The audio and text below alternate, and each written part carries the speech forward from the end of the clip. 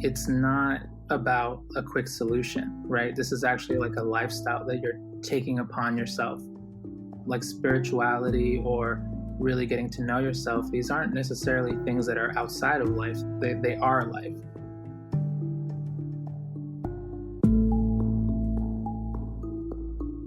Welcome to the Expanded Podcast with your host, Lacy Phillips.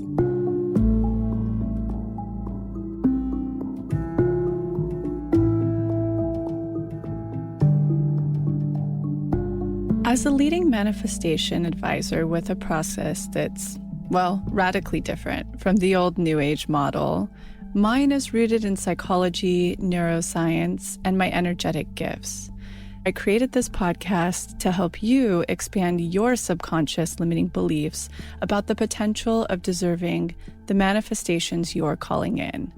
Therefore, you're tuning into this podcast series to show your subconscious that anything you desire is possible. And by pressing play, you've already started the process of manifesting it. Welcome back. I hope everybody fared really well during that eclipse full moon, all these retrogrades. Yeah, I'm actually personally really astounded with how wonderful it was for me. It was a really integrative weekend.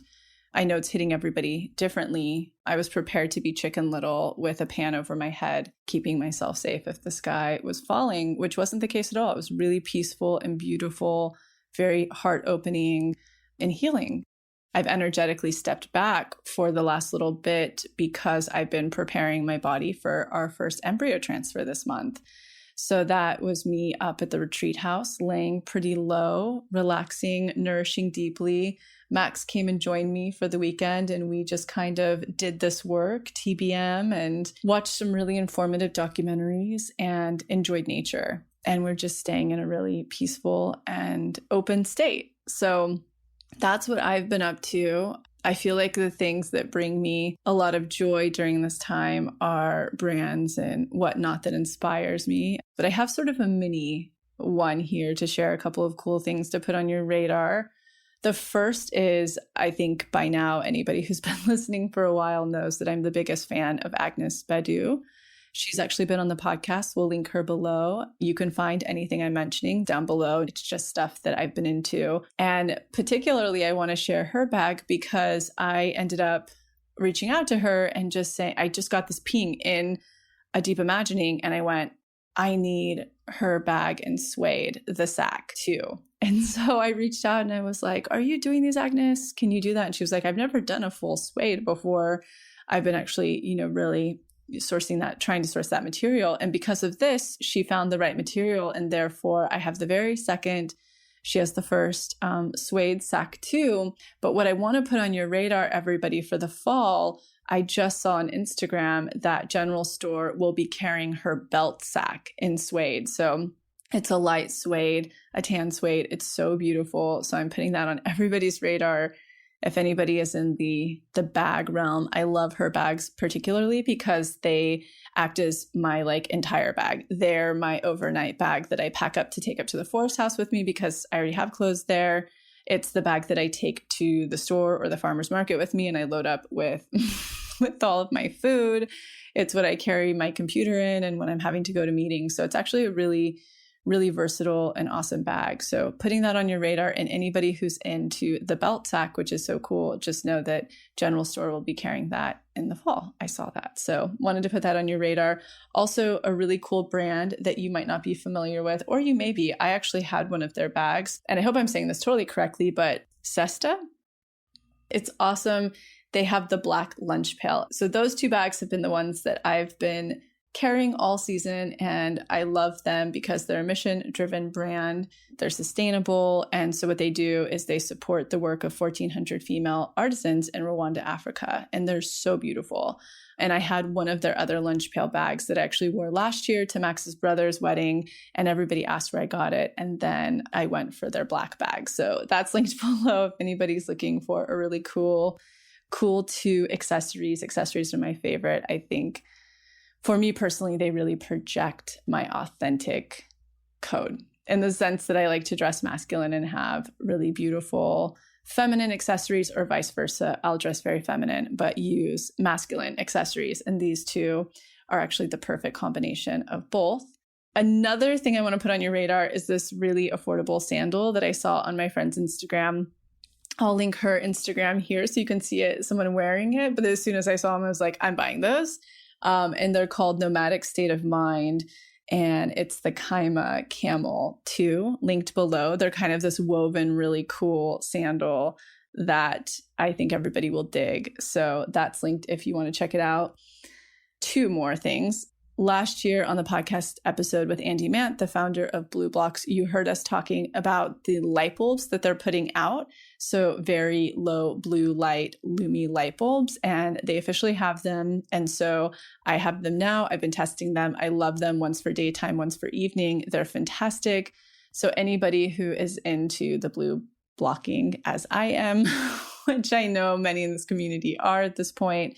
And if you're like, what is that? We have 2 episodes with him that'll be linked below that you can listen to. And you will understand why it's so exciting that they have these light bulbs out, especially for a lot of people in the States who have newer builds. It's actually illegal in California now to have fixtures that you can put incandescent light bulbs in, which is what I have at the Forest House. So these are a fantastic, awesome option if you fall into that boat. So putting those on your radar, check them out. And lastly, there's an Instagram that everybody should follow, Indie Aficionals. She's the cutest woman who's a forager, and I can't stop watching all of her videos because she even shows you how to forage in, let's say, Los Angeles and mulch and find mushrooms. And then, last but not least, I did have a session with this witch, Kiki, the opulent witch, a week ago. A friend put her on my radar, and I was like, yeah, that sounds right. I want to have a session with her. And during this time, it's really nice. She's all about just making sure that your field is very clear and all around awesome. And so I've turned my mom onto her. Grace on our teams had a session with her, and we're actually doing a full session with her as a team. So I'll link her site below. But yeah, she's all about like ancestral karma breaking and healing. And she is just a real joy and the authentic deal. So if anybody is looking for that, no future projection, none of that stuff, just really about keeping things clear, high vibes, and really, really healing. So she'll be linked below. And just a couple of company updates that are really exciting. Number one, we've moved off the Facebook group. We just had so many requests to create a much more intimate and safe space to share in for our actual members who are actually doing the work. Therefore, we have launched for Pathway members only a really incredible, supportive new group that is fantastic so far. There are already over 4,000 members in there. And it's so cool because even in your profile, each of you are getting so individual and open about why you're here. Like everybody's giving their sign and what they've manifested, what they're here for, what workshops they've done. So the community aspect is on fire. It's a really evolved group. Everybody's incredibly respectful and everybody's really inside the group to help each other grow and learn. And we're just totally beside ourselves in the company. Each of us have been spending like an hour a day in there and just writing to each other, like what an amazing community we have. We're so lucky to be a part of this. So if you are a Pathway member and you didn't receive the email, make sure on our homepage on Intercom to get in touch with one of our customer support members who will send you the link to get in there. And again, this is Pathway member specific. And if you haven't heard, we have our newest coach who is available for bookings. I talked about it a couple of episodes ago, Atrah Valentine. And you have actually something really exciting to look forward very soon in the brand. You will be hearing more from him on this podcast. And he's fantastic. He really, really specializes in how he overcame a lot of the adversity and trauma he's experienced in his life. He's an artist and he is so well-spoken, incredibly diverse in the work. He's been trained into it. So if you've been looking for another person to work with in this brand, Atrah is your person. And a really cool announcement is we finally have opened up coaching to everybody. We got so many requests. So you can actually do it now, even if you haven't purchased any workshops or you're not a Pathway member. It's open for absolutely everybody. He now joins Amanda Blair and Heather Whitaker that are the 3 coaches that we have. And we have one more training right now. So we'll have a really cool rounded out group that can support anybody and everybody. Look out for cool stuff coming soon in the month of August regarding coaching as well. Other than that, I'm really excited to get into today's guest. I don't think there's probably a person on here who's not familiar with Yung Pueblo, the Instagram account. I know I've been following it for years, and I've been gaining so much wisdom through all of the writings and the teachings on that account, which we get into deeply in this podcast episode. Diego Perez is the writer, speaker, and meditator behind the pen name Yung Pueblo, the very famous, as I said, and inspiring Instagram account. And he's also now the best-selling author of Inward, which navigates the distance, union, self-love, and understanding one faces on the journey to healing. He's just a really, really beautiful human being who has been at the meditation practice for so long that you can hear it in his voice, his integration, his open heart, his humility, evolved energy. He's just a really, really beautiful spirit that a lot of us have a lot to learn from in this episode. So I'm going to stop chatting and let us get into it and enjoy it.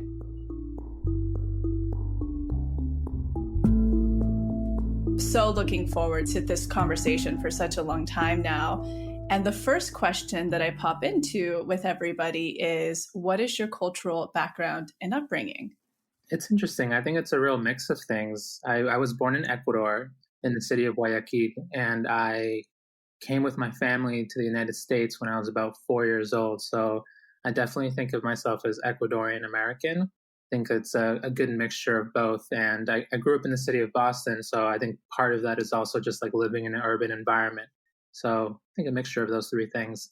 How was that growing up in Boston and also just growing up within the dynamics of your family? It was good. I really loved growing up in Boston. I felt like it was really like preparation to go to live in New York City as I do now. And I think it was, you have to be really independent. Also, the time that I grew up in Boston, it wasn't like the safest place. So I really had to be, street savvy to get around and just like really learn to be self-dependent in some ways. I think in particular, like growing up at the time, my family was very poor. So, and when I turned 13 years old, I remember asking my mom, like, I really want a cell phone. And she was like, well, you need to figure that out on your own. You need to like get a job. My mom just like opened that door for me to just see myself as like my own kind of leader and like just come up with creative solutions to get myself the things that I need and want. But it was a good time. I really am so grateful for growing up. I think the challenge of poverty was definitely very difficult and in some ways rather traumatizing. Overall, I think it really helped me become the person I am today. A question I ask everybody as well is, what is your astrological sign?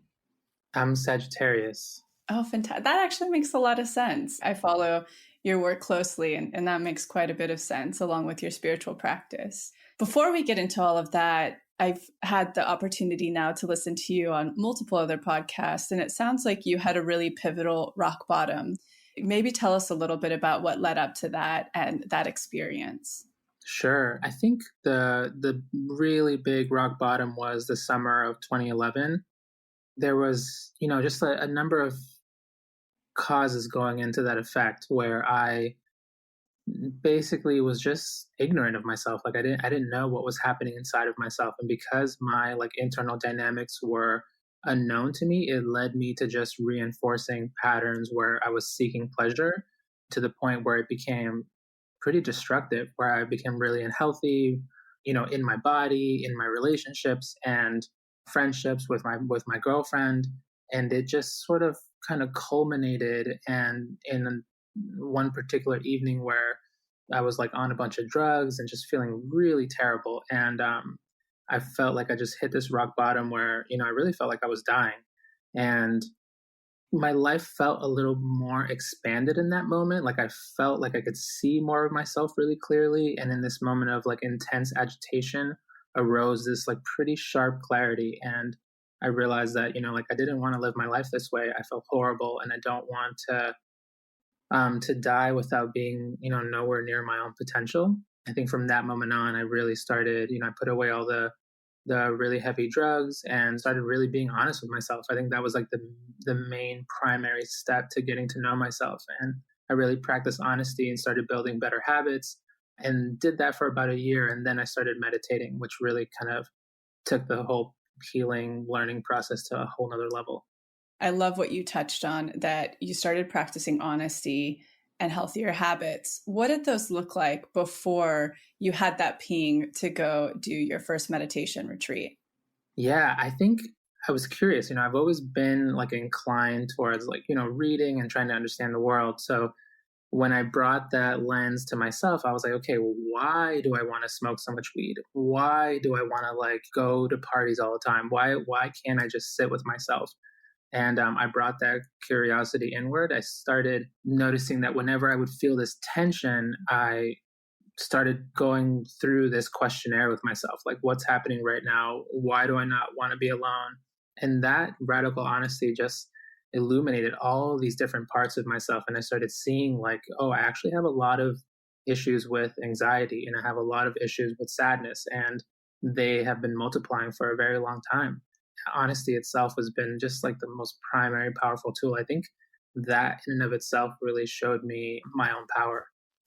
I imagine that a lot of people that do start down the journey of looking at our trauma, our past, our pain, I hear it a lot within our brand that they'll start the inner child work that we do, and then they go, oh no, it's too much to look at, it's too intense. And granted, it can be, and we certainly recommend doing it side by side with a professional. But for the person who does have that fear and the pain of how much will come up, do you have advice on that now after practicing for so long?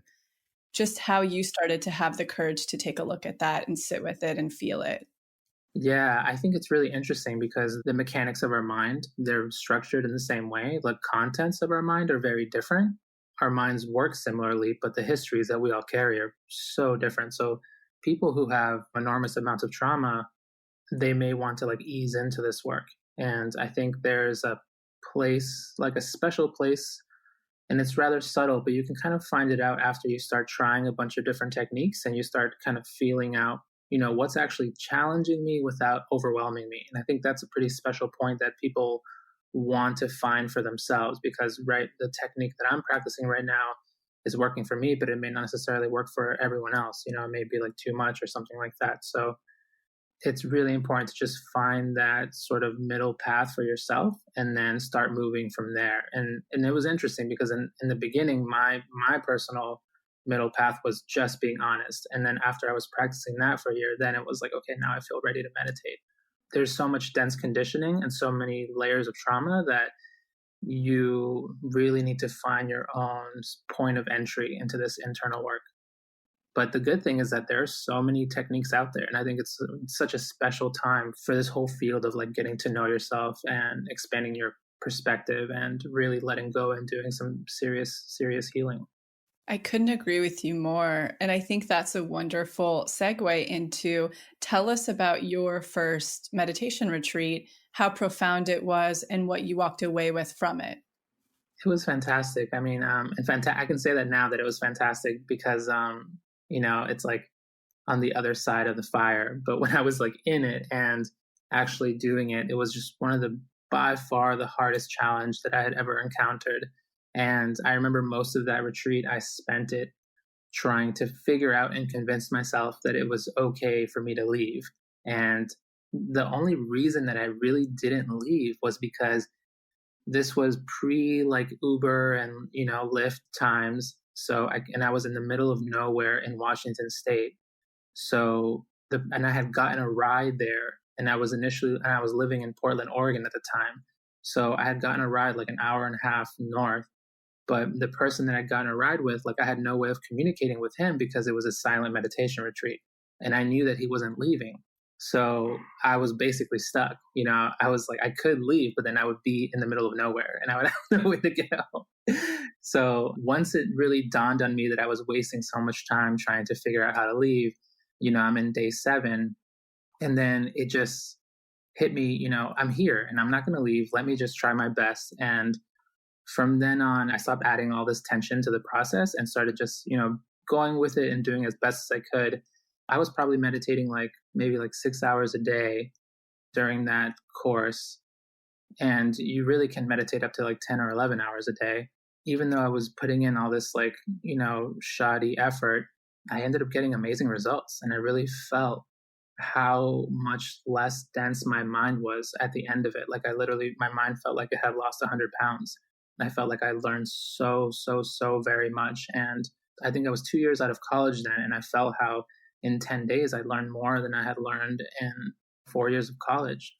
What was that resistance that was coming up for you? It's just the ego. It's just the ego not wanting to change. I think the ego is just a series of past patterns, and all it does is just repeat the past over and over again. And then the moment you start doing something that's, strikingly different, it just tries to hit the brakes, and it'll just do anything to stop you until eventually, if you keep putting that effort and you start building those new mental faculties, then it starts calming down. And then there are techniques that you can use to calm the mind down and start opening up those layers. Yeah, I completely agree. And I think it's just so important to highlight because we often hear it in pop culture. I meditate, I have this meditation practice. I personally have been doing it for 10 years. I do TM, well, Vedic, same thing. But you hear all of this. And for the person who's curious, I just think it's important to hear inside perspective that it can be very challenging. There will be a lot of resistance. It's not perfectionism. And so I really like that you're sharing that from both a scientific perspective and just going through it. And then when you did get out on the other side of that very first retreat, what could you see that was visibly different, or could you feel that was different in your life versus when you went in? I love that question. And just to go back a little, I love how you pointed that out too, because I don't think people quite realize that all of your conditioning has been going almost like a train. It's going very rapidly in one direction, and then the moment you start deconditioning the mind, you're literally going in the other direction. So to be able to like really find a good path and speed for yourself, it takes time to like get that momentum going. But I love that question with what I was feeling. I remember that I could distinctly just feel more, like the emotions inside of me felt much more crisp. And I also remember seeing, like, I literally felt like I could see, when I would look at a tree, I felt like I could see more of the leaves than my mind could process before, which I thought was so interesting. I would I would look down at the gravel, look up at the sky, and everything just seemed a little more vibrant. And it's been interesting like that because it's not like it's a psychedelic experience or anything like that. It's really just your mind getting cleansed. What a cool way to put it. That's incredible. There's so many places I want to take this, but one thing I really want to ask during this, well, you said something that I want to touch on actually before I move forward. You said that there are practices you can do to slow your mind down and open up the layers. For just a simple beginner tool of presence, what would be one of your most effective that you love for that? Yeah, in particular, so when you do this 10-day Vipassana course, the first 3 days, what they teach you this technique called Anapana. Anapana is awareness of the breath. And when you do that for 3 days for 10 hours a day, the mind becomes so subtle and you become very aware of its movements and you start really just literally calming it down. That's the practice that, whenever personally, when my mind gets a little shaky, I go back to that awareness of the breath and it settles it down. And then I can keep practicing Vipassana, where Vipassana is you're observing your body to develop insight and to see what's actually real and what's happening in the body. But the two really work hand in hand in this particular tradition. What have you noticed coming up the most for your community right now when they write into you or they respond, via comments? What do you notice being the through line of tension or pain or attachment? And what's your perspective on how to work with that right now? I think it's interesting. I think in particular today, I put something up about how really transforming your mind and just building these new habits, it's not easy, right? It takes time, and it really, connected with a number of people. And I think that's one thing that I've been seeing as a trend is just more people realizing that it's not about a quick solution, right? This is actually like a lifestyle that you're taking upon yourself, like spirituality or really getting to know yourself, these aren't necessarily things that are outside of life. They are life, and they're not like fringe or anything like that. It's you should know how to use your mind, right? You should have a good relationship with your heart, and being able to engage with yourself in these deeper ways, it creates just these dramatic like reverberations that positively affect your life. And I think a lot of people are kind of settling into the process, using whatever techniques, because that's one thing I do. Like, I really don't see myself as a teacher. Like, I really think of myself as an explorer. And what I try to write about is just personal transformation itself, and hopefully give people different things that they can use to develop self-awareness, like different ideas that they can think about them and see, maybe, get some new insight about themselves on the intellectual level. But in reality, like, we all practice so many different things. Like, I meditate, but then there are, so many therapists that followed me, and then, or people who do different like healing modalities. But there is some degree of commonality, right? Like, we're all developing our happiness, trying to develop a little less mental tension, developing our compassion and our ability to just be aware and engage with reality in a way where we're not projecting. But I think in general, it's what I'm seeing from people is just like, just settling in and being like, okay, this is a long-term process. And you know what? I'm not going to fight it. And I'm going to do my best to keep taking steps forward, even if they're little steps. I think that's great, great perspective. We hear so often, I meditate, I do this type of meditation. I know people who will feel the resistance or they don't know where to start. If you were talking to somebody who is just curious about mindfulness in general, and maybe they're not ready to commit to, a full 10-day Vipassana, which can be so overwhelming or maybe unaffordable or any of the things, what direction would you start to point them in just to get a taste of how powerful it can be?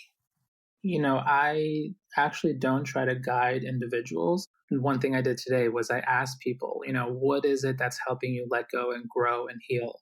And a lot of people are just writing down, like, I do this type of yoga, I do this type of meditation. And then you can literally go through, especially if you're new to this world, you can look and start doing your own research and checking out what it is that is really connecting with you. And I think, like, in addition to what I was saying earlier about finding something that meets you where you're at, where it's challenging but not overwhelming, you also really want to connect with your intuition and see, what is this practice really connecting with me? Is this something that's really something that I want to put my time into? I remember one time before I was fully committed to Vipassana, I tried this like type of chanting, and I remember I did it and I was like, oh, this is really cool, but it didn't have that same type of connection where it was like, I want to put all of my, so much of my time and effort into this. I think that's like especially important because there's so much out there, and it's interesting because Vipassana, it actually doesn't cost any money. It's actually free, which is a very pretty different from most Western modalities that you can access. And this, sorry, it's not Western at all, but things that you can access in the Western world. But it's all run on donation base. So like after you finish a 10-day course, you could donate. And I remember the first time I went, I probably donated like $20. Wow. That's what I had.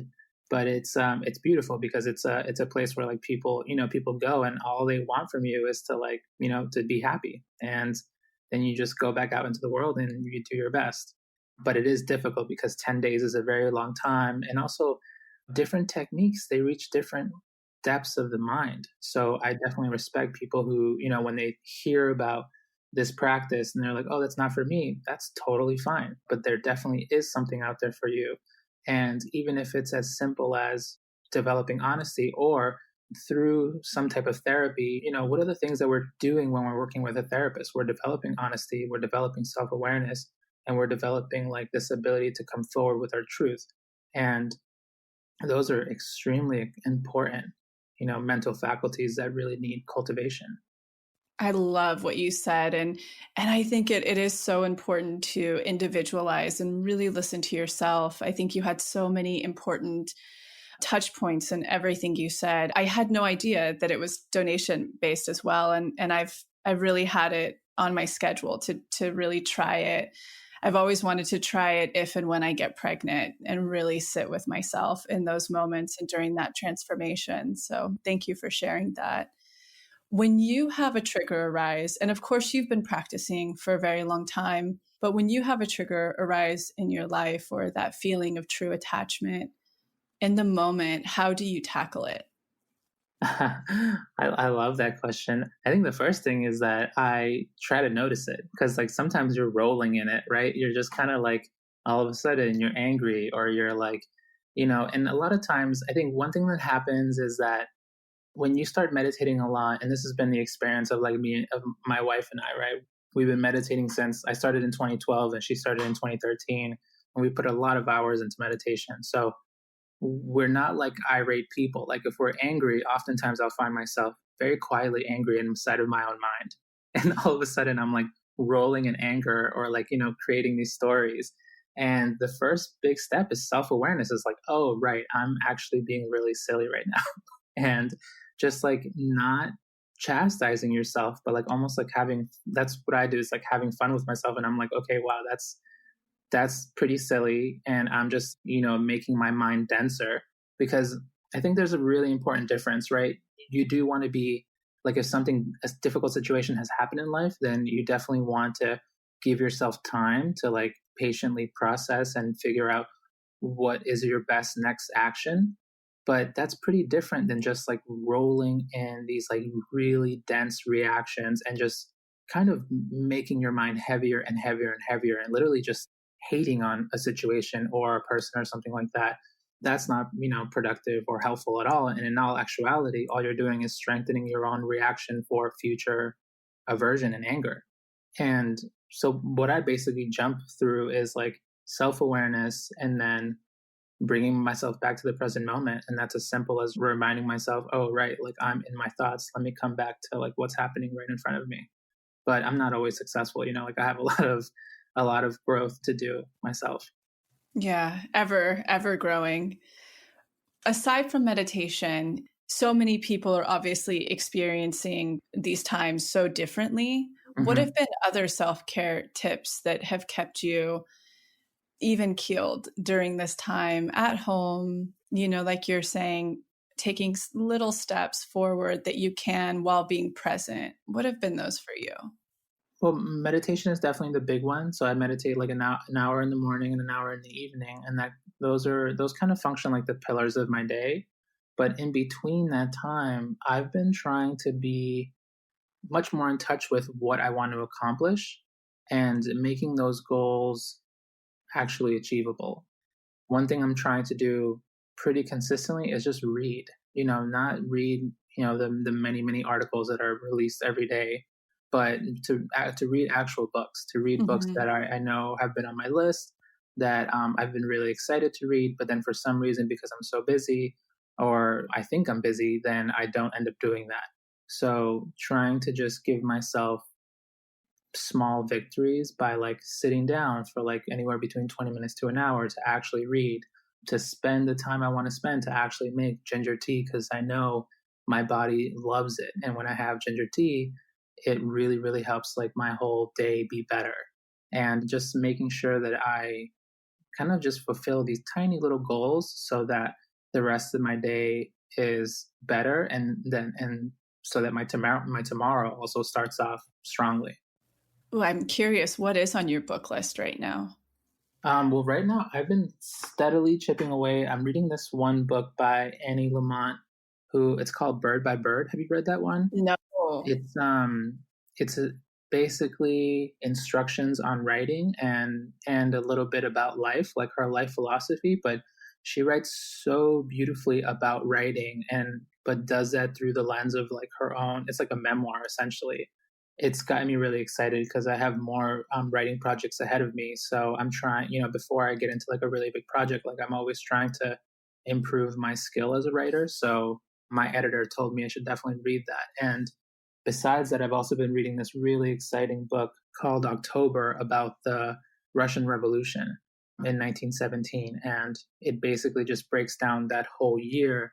And it's just been like wonderful reading it because it's a period of time that I've always been very curious about, and it took time for me to find like relatively objective view of what happened then. Yeah, I've been enjoying. It's like reading that book has been like seeing a movie in my mind. It's been really cool. Wow. It actually, I can feel how joyous it must be digging Yeah. in and finally scoring the right information that you're wanting to absorb.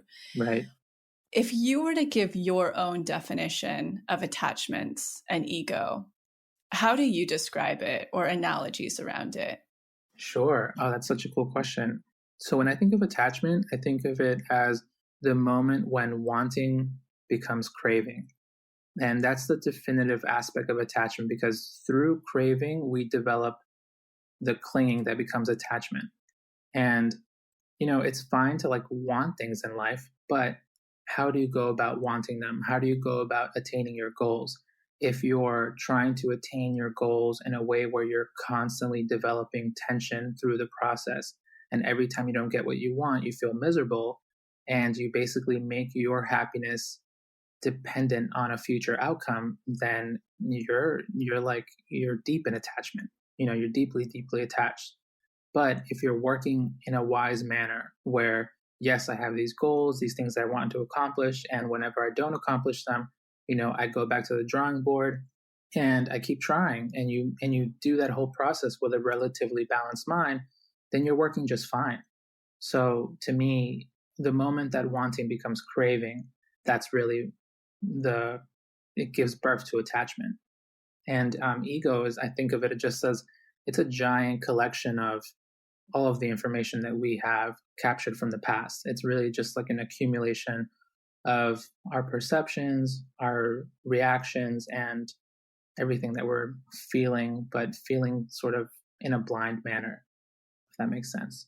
I love everything you just said and how you laid out both. It's incredibly digestible. And even the way that we approach manifestation here, you did such a beautiful overview of the difference between, I say it in a way of dog paddling. And I love really trying to get into the act of floating and not craving. And I think that's a beautiful, beautiful connection. And certainly the ego, I'm in full agreement with. There are a couple of the things that you've written on Instagram alone that I'd love for you to speak on and get a little bit deeper into your thought process behind them. Can I do that? Yeah, sure. Okay. So the first one, and this one's excellent. True love doesn't hurt, attachments do. I love that one. I wrote that one a long time ago, I think in 2016. And that one, I really was trying to understand love through the teachings of the Buddha. And there are so many different ways to understand love and different definitions given to the word, even to attachment. But I love the definition of attachment that the Buddha gave, which is, similar to what I was saying before about craving.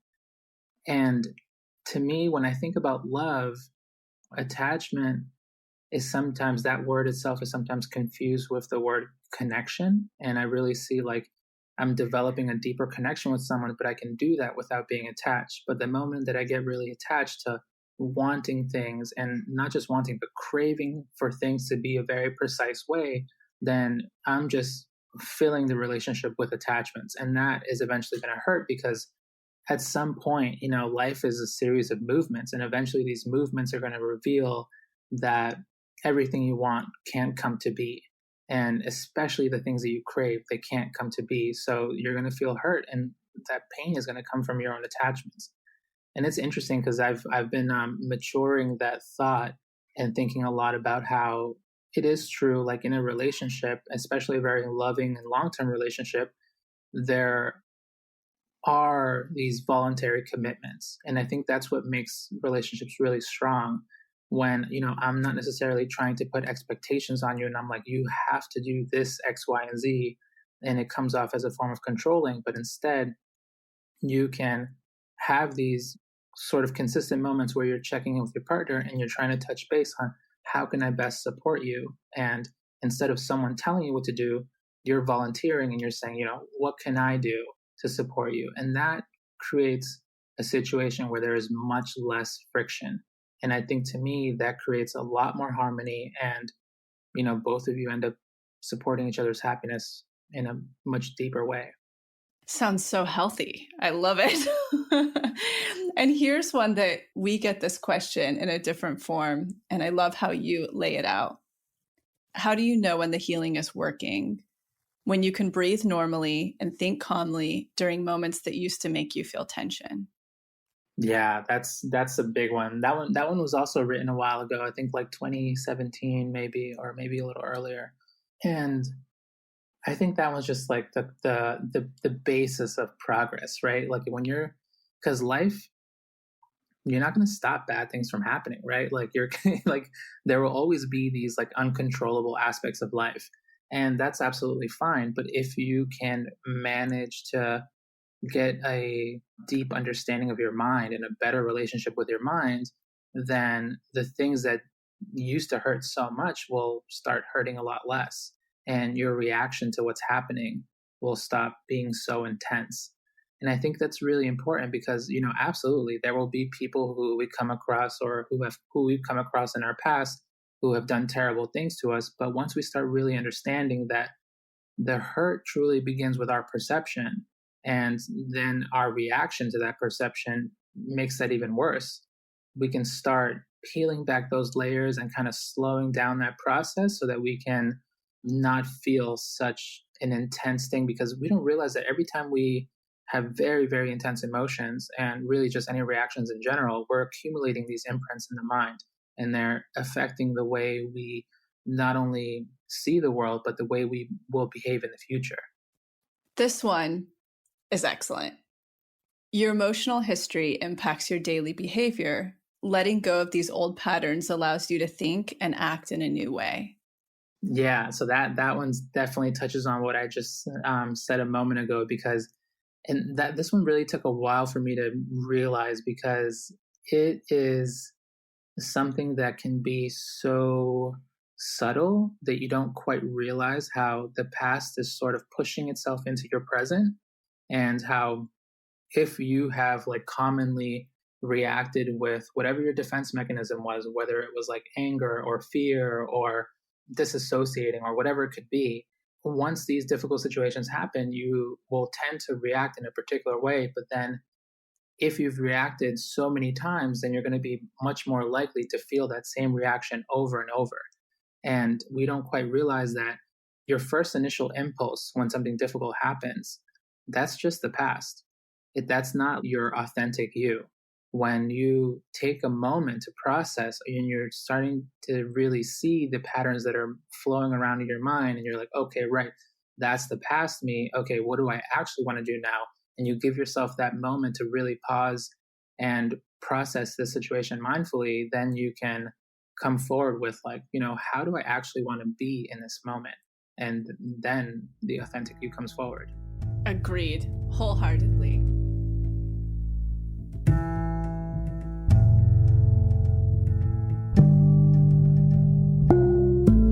So I'm quickly interrupting this episode to invite you, if you're ready to start your manifestation journey, or if anything you've heard in our manifestation episodes has piqued your interest to begin. We have a la carte workshops in everything from the basics bundle, which is what we recommend to everyone who starts. It's the formula that actually teaches you how to manifest, unblocked inner child, and unblocked shadow. We also have a la carte workshops on love and money. But the real gem is the Pathway membership, because it encompasses every single workshop we have. It's a year-long membership with full access to the few a la carte offerings we have, and exclusive workshops not available anywhere else, such as the daily practice, which is what everybody in the Pathway uses, hopefully at least 3 times a week to daily, in order to truly create the new neural pathways that one needs in order to manifest, and houses the library of our deep imaginings, which is our unique hypnosis process that allows you to get into your subconscious and overwrite those old neural pathways, creating the new ones. You can use our special code EXPANDED, all caps, EXPANDED, to receive $20 off your first a la carte workshop purchase, or $20 off your first month of the Pathway. Again, that's all caps, EXPANDED, EXPANDED. Okay, now back to the episode.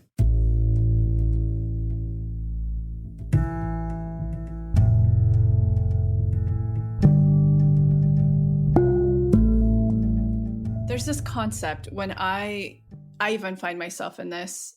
when I was younger, there was a version of me that was unempowered.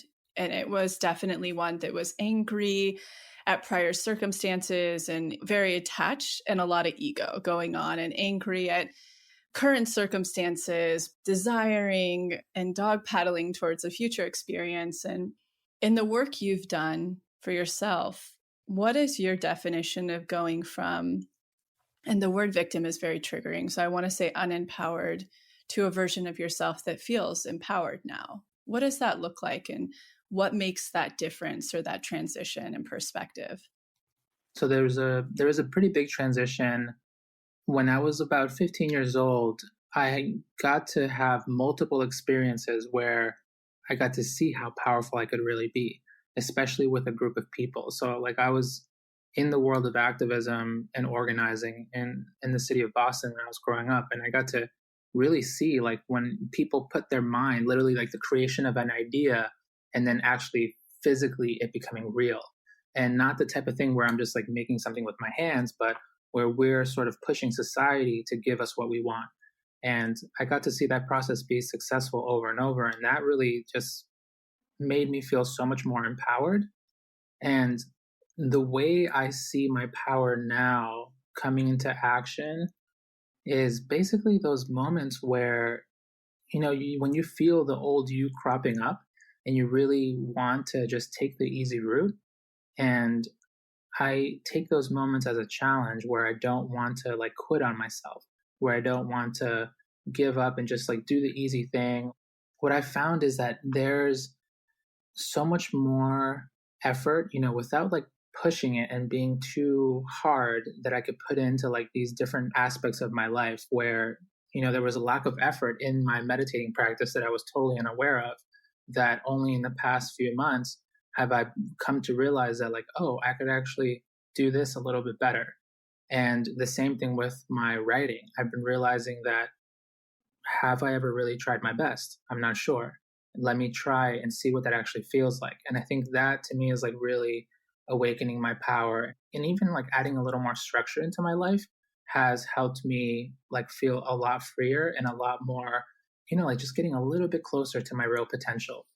I think it's cool. And one thing that I always really hold true is, as enacting and reclaiming my power, is just like never letting other people dictate my future. There's Mm. there's so many people who will just kind of react to you with their fears. And so I keep my kind of goals close to myself now, and just like I don't let the herd decide for me what my future will be. I'm going to continue trying to walk my path alone if necessary. I love that. Yeah, I call those manifestation boundaries. It's usually just coming from other people's love or, like you said, fear. Mm-hmm. And I'm like, we show through action, like when you accomplish it or you arrive, whatever that is, that's where they expand themselves to know that that was possible for you. So I think that's great. You touched on a lot of great things there. Hey, can I ask you a question? Yes, please. Have you found in your own life that craving slows down the manifestation process? Well, yeah. So I have the gift of reading energy. That's sort of how I fell into what I do. And it's really tricky. Well, it's not tricky. It's interesting because a lot of manifestation is usually based in, like these very egoic wants, or it's very abstract, it's like be in the vortex, think positive or whatever. And I don't believe in any of those things. So I can actually see when people are strongly craving what I call it the energy of dog paddling. The reason that I see that we're doing that when we're doing it is that we don't feel deserving of what we want, or we don't feel that it's possible.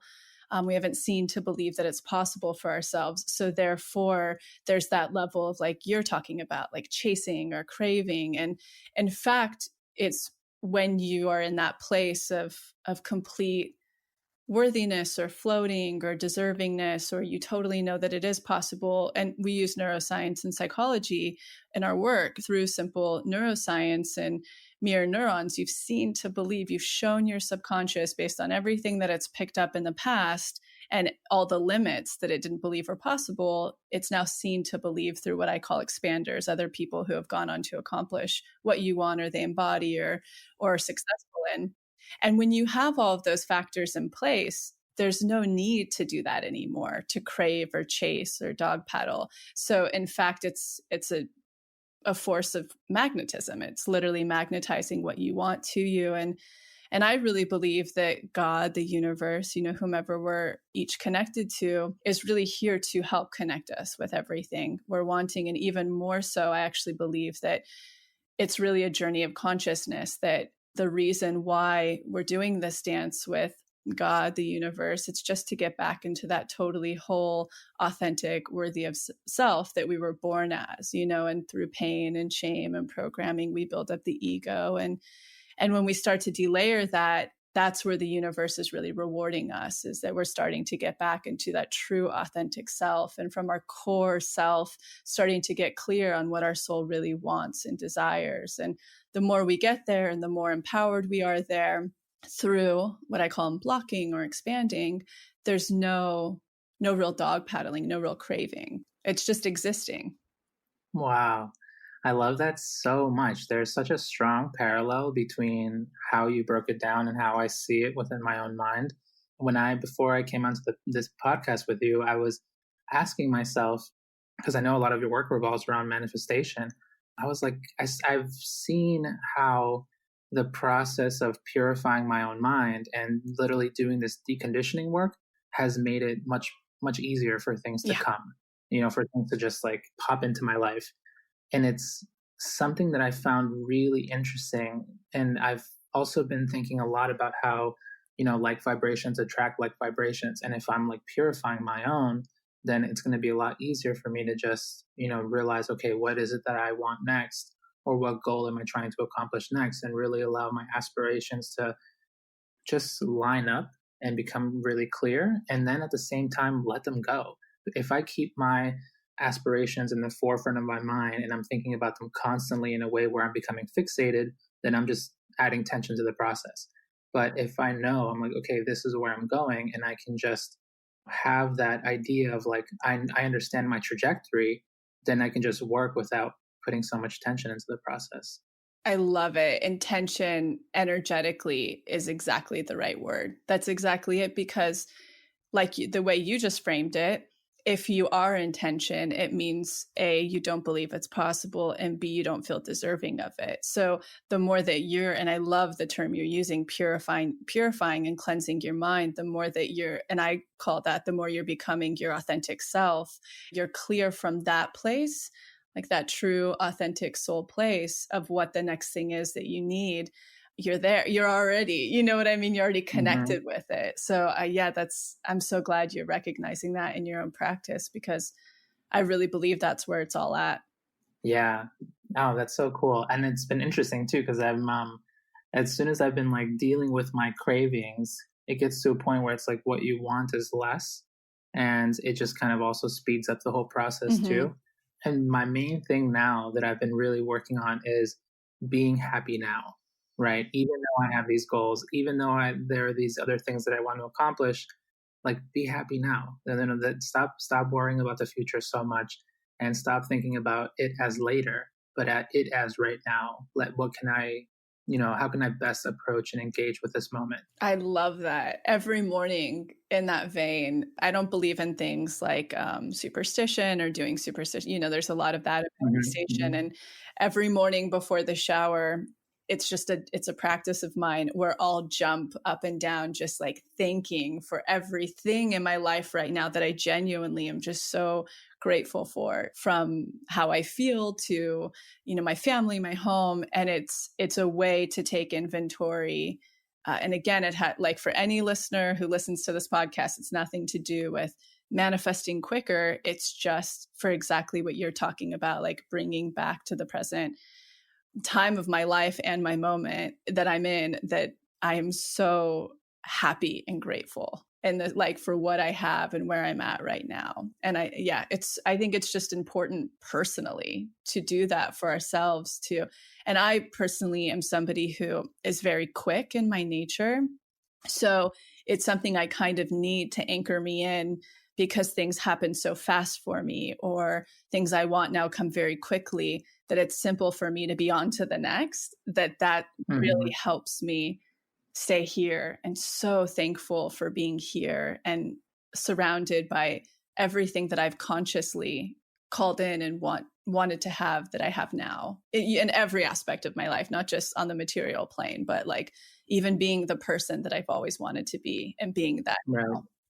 One thing that you're making me think about is how I have this one friend who's really wise, and he was telling me that one thing that he has been understanding is that when difficult things start coming up in one's life, he's like, recognize it, but then just do more good things. Mm. Like offset that karma so that it's not just like you're not just like living for yourself, but you're like doing good things for others. And I think that helped like awaken a bunch of different things in me because I'm definitely trying to like overcome selfishness and all these kind of like human habits that have been deeply ingrained inside of all of us. Mm-hmm. And focusing on giving has been a big part of my 2020. And that's really helped me double down on the laws of the universe because I really believe in cause and effect. And if I put in these types of actions, then I'm going to get results that are similar to those actions.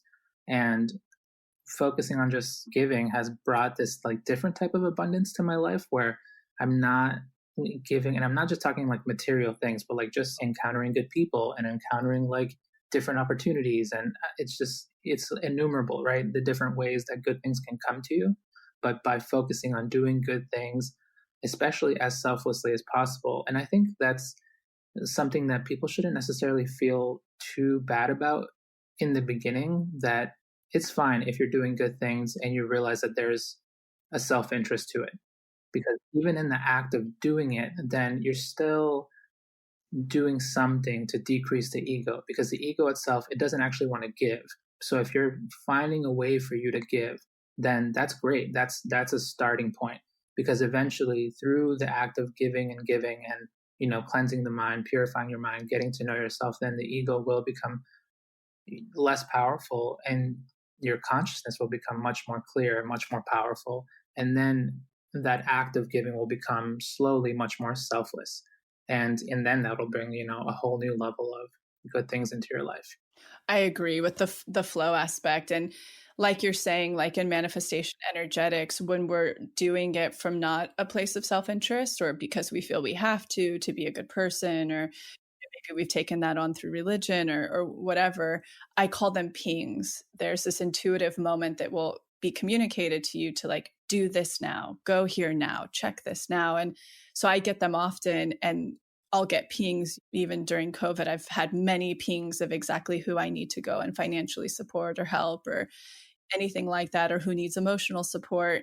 And I think the more that we listen to how we're individually being communicated to show up or give or be of service, and we really listen, that is such a act of, not only is it a beautiful practice and it's so positive and great for the world and humanity, but it also, on a manifestation level, it shows that we're in this space of scarcity, like we're in a real feeling secure and deserving. And then when we're listening to how we're being told or communicated to do something and following through, it goes to show again that we're kind of like really following our own authentic divine path, and we're really leaning into it and being guided by it. And I think that that's so important and so powerful. And a question that came to mind while you were saying it, for any listener out there to just get ideas, what are the ways that you've been showing up or giving or being of service when you feel called to, or you're just doing it as a practice?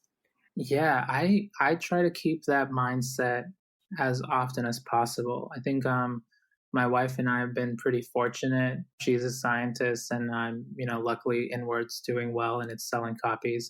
So one thing we try to do, it's almost like a number of circles, and I take care of my innermost circle first. So like my main priority is always my parents. My parents came to the United States. They knew that it would be a better life for all of us, but it came with its challenges. What my parents had to give was that they actually were a little bit more economically well off in Ecuador, because my mom worked in an office and my dad also worked in a company, and they made relatively good money, but because the level of uncertainty was so high there, they knew that this wouldn't necessarily continue. So when they brought us to the United States, my mom ended up cleaning houses and my dad ended up working in a grocery store. So for them to subject themselves to a whole new lifestyle, something that was radically different from what they were aiming for, and knowing that it was for the greater good and that they were playing a long-term game, to me, it's like, I don't know, it just fills me with so much energy to like do right by my life and try to like help as many people, but also make sure that whenever I'm helping people and anything good returns to me, that I first give to them. Because Mm. they're much better off now because my brother and I are older. My sister has a scholarship in college, but I still, I'm trying to like pay off all my mom's credit card debt and like to, just do these things where like they really come first. Because especially with like if you've had a good relationship with your parents, like it's hard to pay that debt that they've taken such good care of you. And then outside of that, I try to be really good to my friends and just to like whenever like whomever may cross my path, I think of this as like really, really important, is like when you understand that it's to your personal benefit to not harm others, and you take that as a personal vow. You're like, may I not harm anyone intentionally or unintentionally. Like, may I walk gently through this earth? Then what you're essentially doing is that the benefits that you're giving to other people are innumerable, right? You're basically saying that whoever is going to cross your path, they don't need to worry about anything because you're not going to hurt them. And that's such a special gift that you give to the world. And that's something that I'm always trying to practice, is just like, gentleness and being present with the people around me, and trying to have a good, giving nature. And that looks different every day. And it's definitely not perfect, but it's something that I'm working on, because at first it started with self interest, understanding that like, oh, right, like it is to my interest to not harm others, because in harming others, I'm harming myself. And it's also stopping future harm from coming to me. But over time, if you want the ego to no longer become dominant, then you're going to be successful. If you really make that your aspiration to like live from a place of love, to live from a place of true mental clarity, and to live from a place of like clear consciousness, then that's going to happen one way or another. The tools will come to you that you need to be successful. So, you can really cultivate this type of like empowering selflessness that makes life a lot easier. I have two questions on that front that came to mind.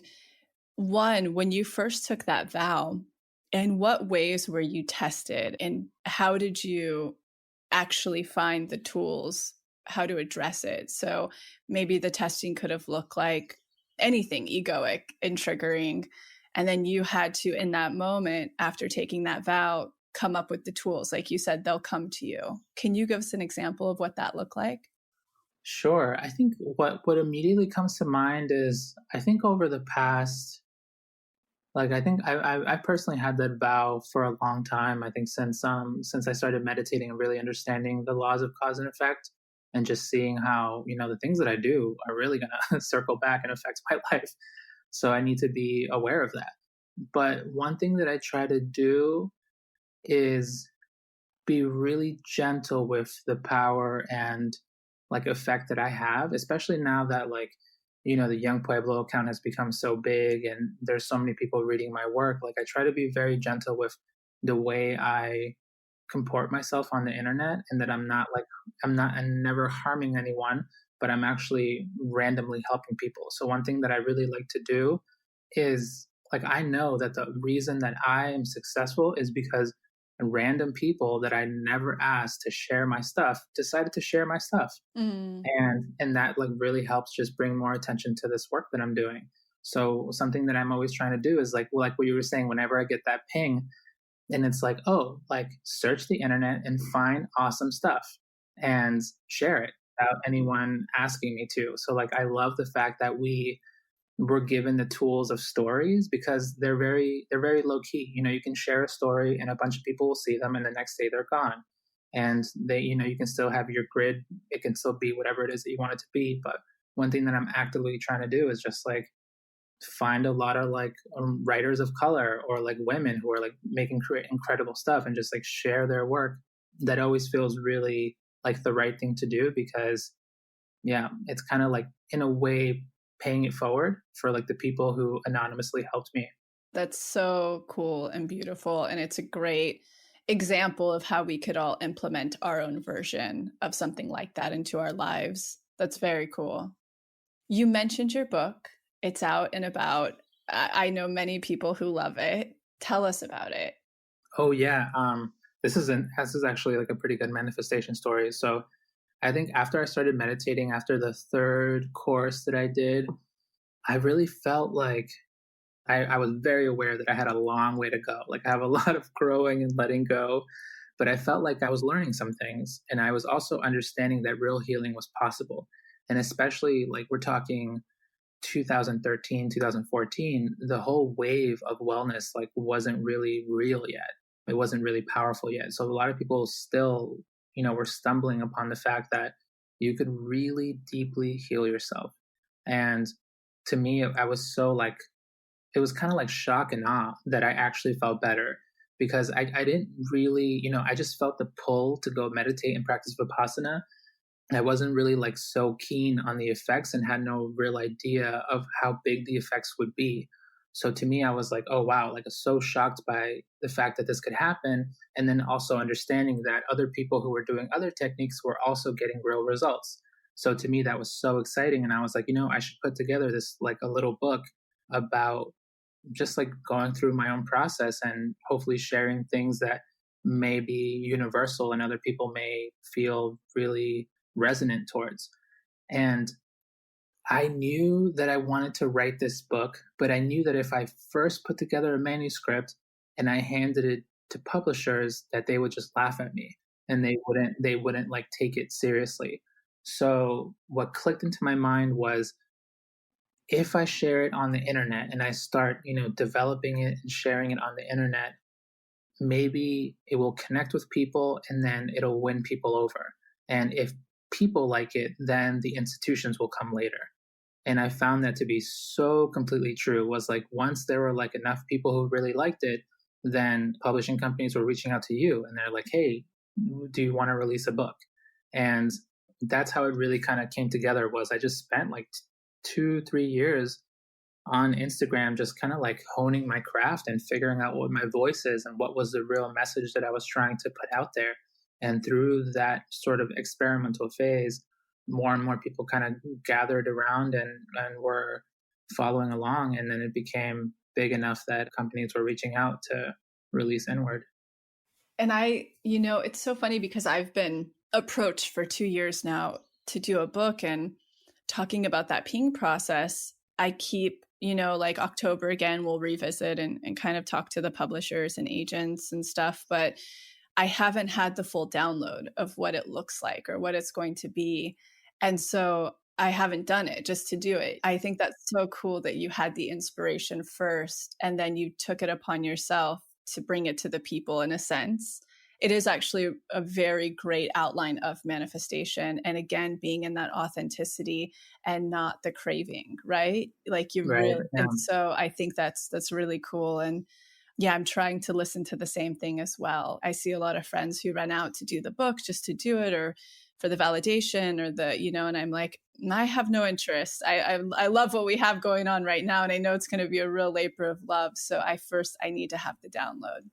That's so cool. I love that you're not rushing the book, because that's something that I had to learn the hard way. I remember I knew that I wanted to create the book before I had even I think I had written like 4 poems, so Wow. I had nothing. But I knew I was like, I want to write this book. And I wanted to, give it time. But at the same time, I felt the pressure to like get it out there. And I remember I delayed the release of the book like 3 times. And every time I did it, it was so painful because I felt that old egoic pressure of like, get it out there. Because if you're published, then you're actually someone, and just like, that like old school way of thinking. So giving myself the time that I actually needed was like the best practice, because then I got a good outcome. Because I think I released the self-published version of Inward in November of 2017. And if I had released it in 2016, like I had planned, it wouldn't have been nowhere near as good as it was, you know? So it was the right choice. And I think, like, as an author personally, like, I rather write less books that are fantastic than many books that are not that good. I agree. I mean, just personally, I know other people, it's the quantity. But I think it's so important to listen to what is aligned with our soul. And I think that that's such a cool message. One burning question that actually keeps coming up since we've been talking, what do your parents think about your path and your meditation practice and how much you've transformed? My parents are super supportive. I was raised Catholic, and they're definitely still Catholic now. And my mom, so she saw the immediate, like, positive benefit that I got from meditating. And once I started taking it really seriously, I stopped drinking, I stopped smoking marijuana. I really just stopped taking any intoxicants at all. And it's been, I think, like 5 years now since I've taken anything. So I've been Wow. sober for a long time.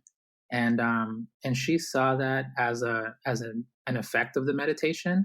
And I did that because I really wanted to give the practice a full experiment, because it feels like an experiment with my mind. And I was like, I want to double down on this experiment and see where this can really go, because there was a period where I was still smoking and meditating at the same time, and I could feel the way the smoking was making my mind denser when the meditation was trying to make my mind lighter and more refined.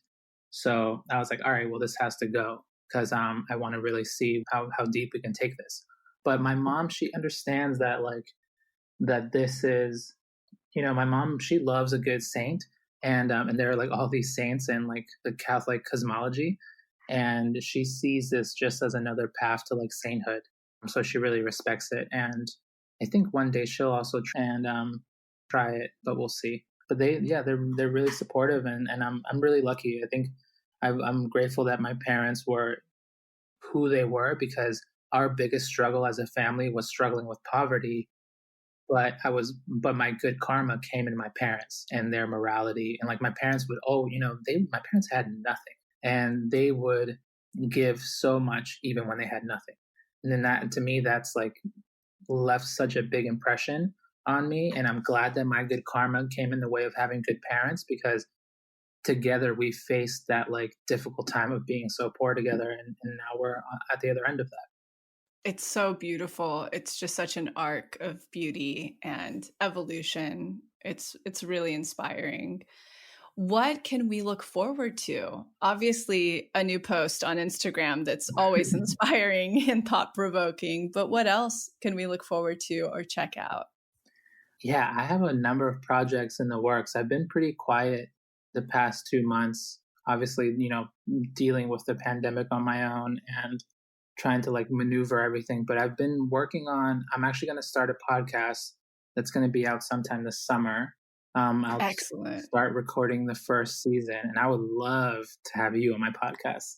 Um, Absolutely. Already in the calendar. yeah, and thank you. So I'm working on my next book right now, and that's going to be out early 2021. Yeah, so mainly the podcast and that next book, and possibly more books in the future that I can't really talk about yet. No, no, don't hold those manifestation boundaries. Yeah, yeah. Well, I'm so grateful for your time today. You've actually given me, I'm going to actually meditate after this, and you've given me a bit to simmer on beforehand. And I'm so grateful to speak to somebody who does help expand me and expand my thoughts and give me a little to simmer and chew on. I love that oath you took. I'm gonna sit and think about that deeper, because that's a really beautiful thing. It's a whole journey. So thank you so much. I wanted to thank you too. I think this has been such a joyous conversation. I feel like we haven't ever met in person, but our vibe is so similar. Yeah. In fact, I already knew that we would get on really well, because I was talking to my friend Layla Delia, who I think you guys know each other decently well, Yeah, right? yeah. We've spoken on the phone a number of times. She's a good friend. I mean, she's an angel. It's crazy. And, I told her the conversation was coming up, and she felt confident that we'd have a great connection. And so I'm really grateful for that. And I'm grateful for your questions as well and chiming in. It's not often that I get that. So I very much look forward to future conversations and connections. Definitely. I'm super excited. Thank you. Thank you too. Well, have a beautiful day. A big hello to your wife, who I haven't gotten to meet either. And I hope you guys, stay anchored and grounded and connect soon. Perfect. I really look forward to it. Thank you so much for tuning into the episode. And I hope you enjoyed it as much as I did, we did. And in case you're not totally ready to join the pathway yet, I wanted to share a few of our free offerings that I'll often suggest to people as a little bit of a blueprint to get them started on their manifestation journey. The first place I like to direct people completely for free is the motivation. You can see it linked below or on our homepage as our testimony library. And it's categorized by different subjects, whether you're calling in career, money, love, wellness, and much more. When you're reading about a member's experience of what they manifested, you're actually seeing to believe and showing your subconscious that that very thing is possible for you. The second place I like to direct people is to the free clarity exercise, which is also linked below. In it, you get to try our own unique hypnosis process, learn about the science, and some journaling prompts. And the best part about this, you'll get a tiny taste of what it's like to go into your hypnotic state, bring your subconscious forward, and create new neural pathways while receiving clarity. And the third thing, if you haven't listened to it on this podcast yet, please go back to the episode titled Manifestation 101, where you'll learn the basics of neural manifestation to truly understand this process. So go ahead and check out those free resources, the motivation, the free clarity exercise, and the episode Manifestation 101, all linked below.